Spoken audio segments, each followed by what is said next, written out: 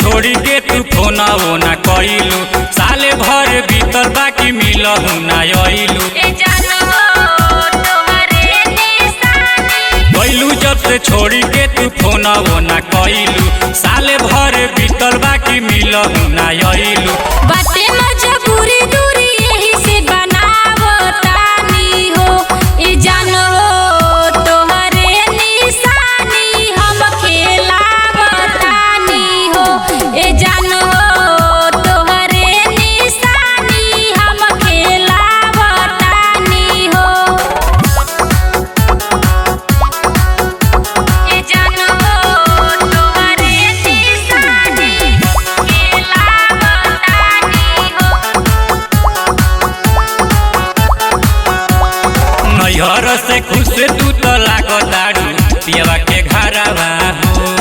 करस नहीं शौक हमर सैया जी से लागेला डरावा हो, पियवा के घरवा हो।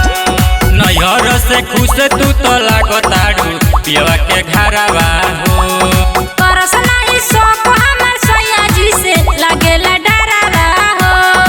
यादी तोहर बहुत सतावे बाकी मन के मनावतानी हो, ए जानो तोहरे निशानी हम खेलावतानी हो, ए जानो तोहरे निशानी हम खेलावतानी हो, ए जानो तोहरे निशानी खेलावतानी हो।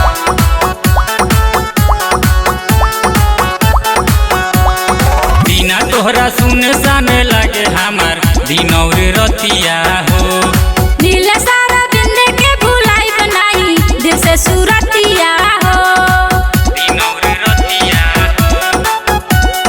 बिना तोहरा सुनसान लागे हमार दिन और रतिया हो। रोशन गुड्डू के भुलाई बनाई दिल से सूरतिया हो।